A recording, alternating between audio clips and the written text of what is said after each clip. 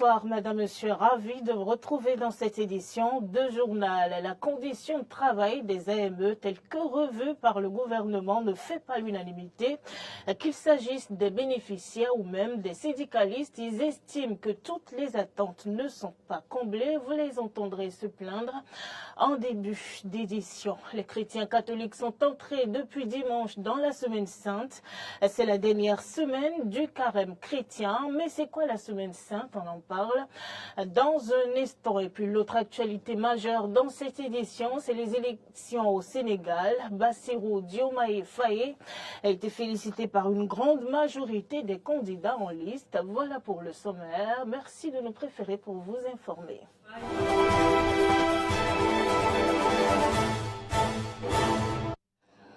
À nouveau, bonjour et merci de toujours préférer votre chaîne de télévision Eden TV pour vous informer.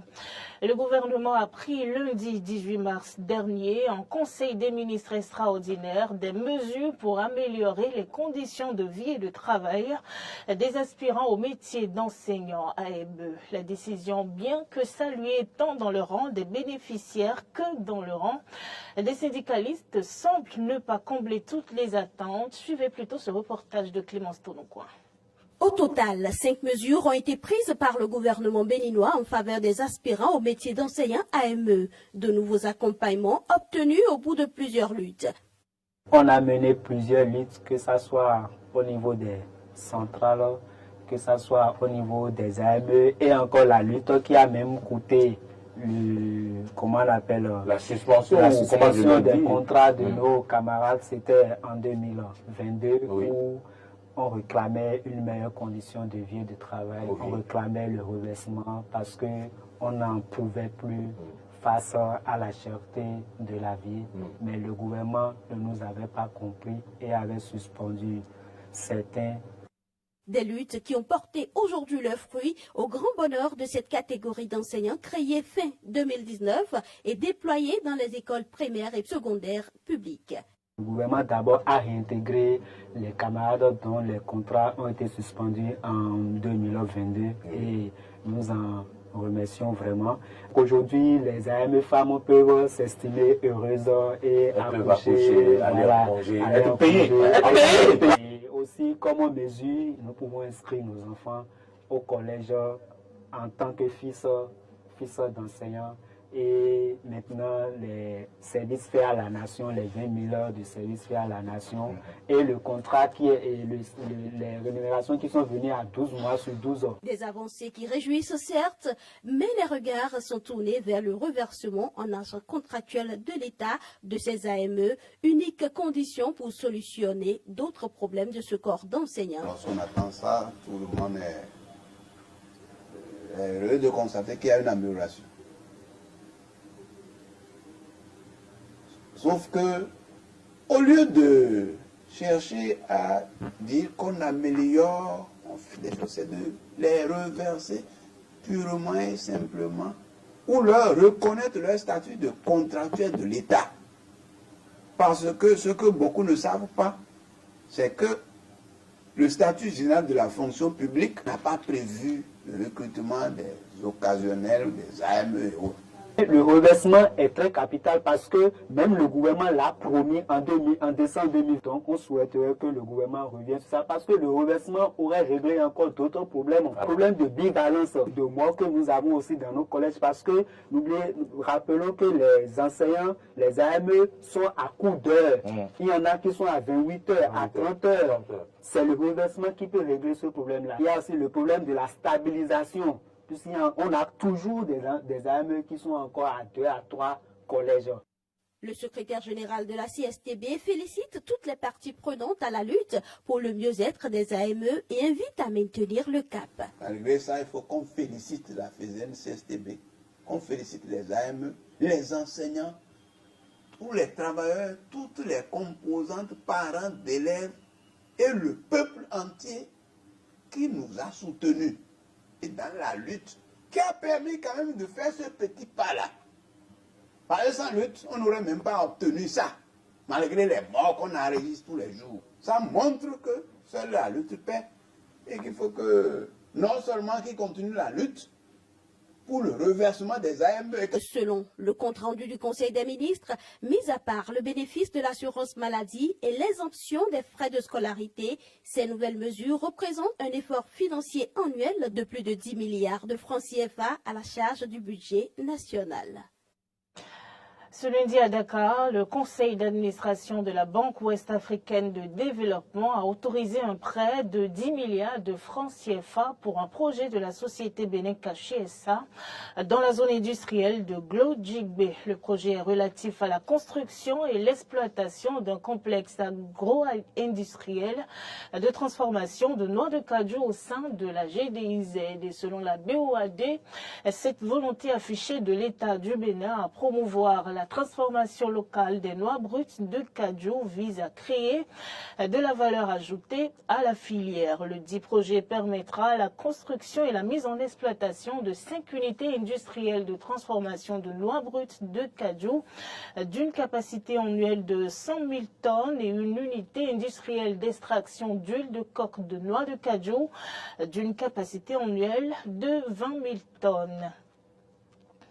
Le promoteur culturel Ami El Presidente était sur l'émission L'Entretien du dimanche de ce week-end pour essentiellement parler de son projet Le Trône du Roi Béanzin, un spectacle culturel en 2 temps pour faire revivre l'histoire et le parcours du roi Béanzin. On suit le résumé avec Arthur Indo. Amir Ali, alias Amir El Presidente, est entrepreneur culturel depuis une vingtaine d'années. Membre du groupe Diamant Noir et fondateur du label de production Cotonou City Crew, sa nouvelle aventure, c'est la production de spectacles. Il est l'initiateur du projet Le Trône de Béanzin, qui n'est rien d'autre qu'une comédie musicale. Le Trône de Béanzin, je dirais, la chose qui m'a permis de pouvoir me dégager lentement de la musique sans avoir trop mal. C'est un projet qui m'est venu en tête assez naturellement. Donc c'était CMS City qui avait lancé un appel à projet. Donc j'ai passé un pitch, j'ai vraiment fait tout ce qu'il fallait pour que mon projet puisse être retenu et le projet a été retenu. Selon Amir El Presidente, le roi Béanzin est une figure très emblématique de l'histoire du Bénin, ce qui justifierait le choix d'un tel personnage. Le roi Béanzin pour moi est le symbole de la nation béninoise.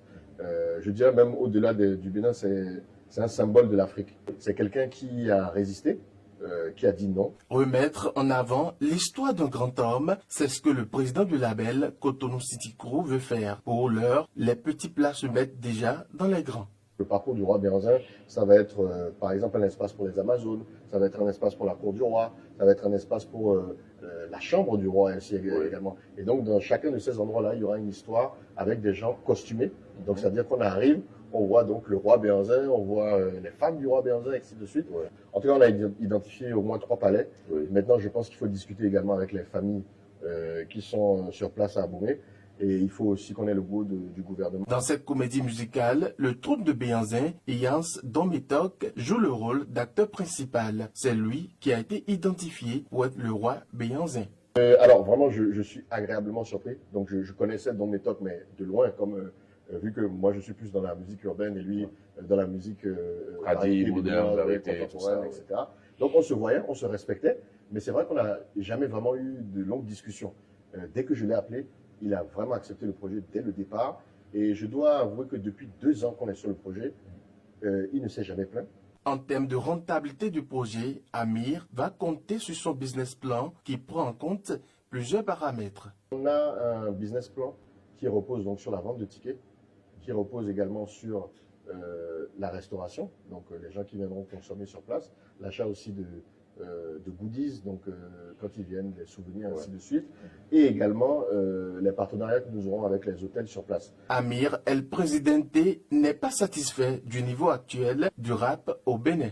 Est-ce que moi je suis satisfait de ce que le rap est devenu au Bénin? Non, mais je suis satisfait des artistes rappeurs qui marchent. À travers la comédie musicale, le Trône de Béanzin, Amir Ali, souhaite vendre la destination Bénin à des touristes étrangers, mais aussi intéresser les locaux à leur propre histoire.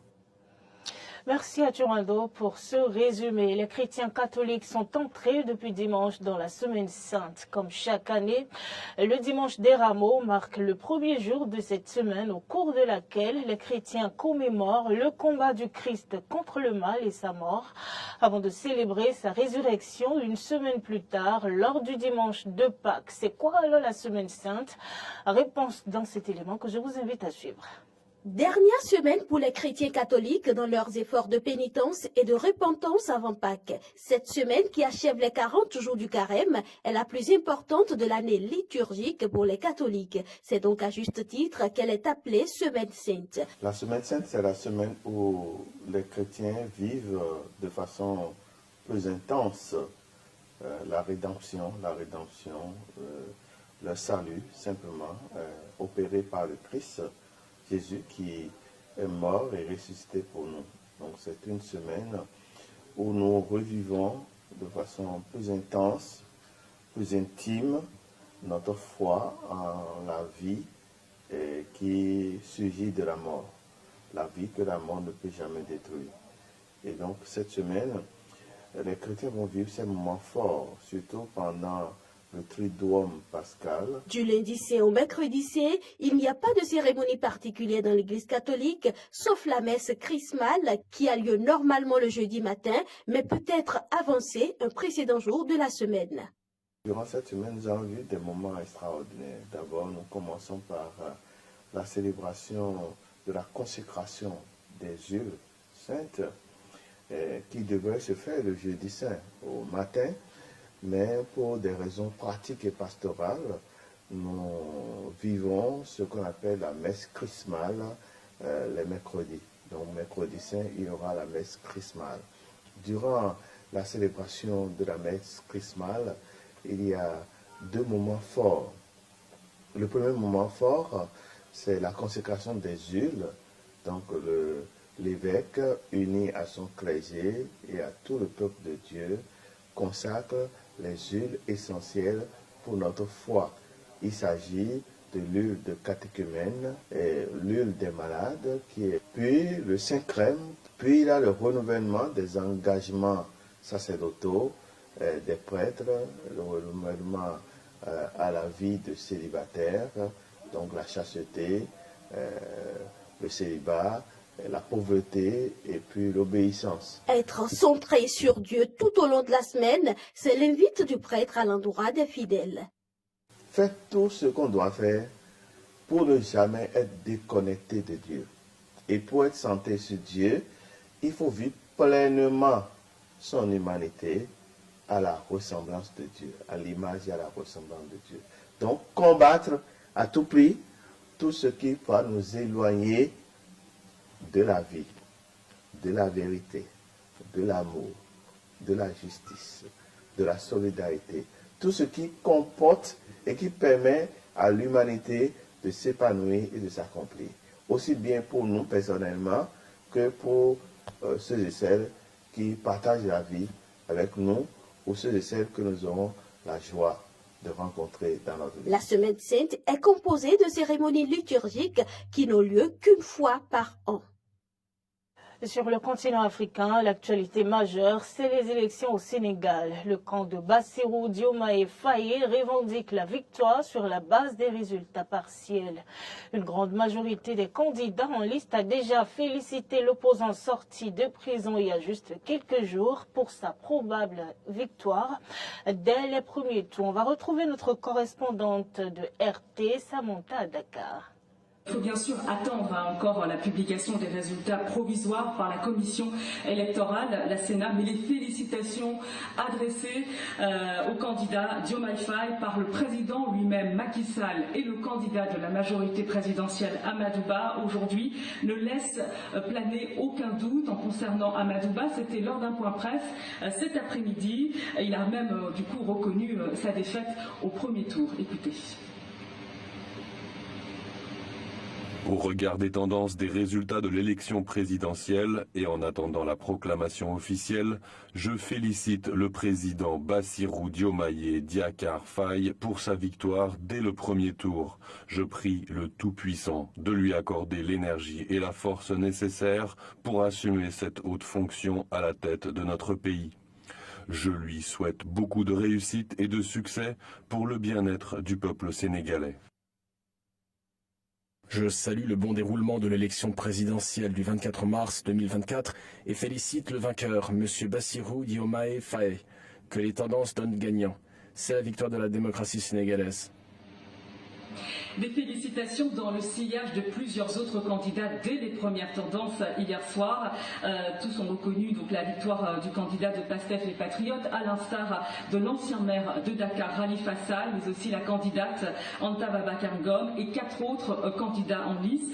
À noter tout de même qu'hier soir, le directoire national de campagne d'Amadouba avait publié un communiqué dans lequel il assurait la tenue d'un second tour à défaut d'une victoire. Et hier soir, également, l'équipe, cette fois de Diomaye Faye, a veillé tard. Elle a tenu une réunion à huis clos. Pour l'anecdote, j'ai pu apercevoir le candidat Diomaye Faye présider cette réunion et je me suis entretenue avec plusieurs cadres, dont la superviseure de campagne du candidat, l'ancienne première ministre Aminata Touré, qui affichait une très grande confiance concernant la victoire de son candidat. Je vous propose de l'écouter.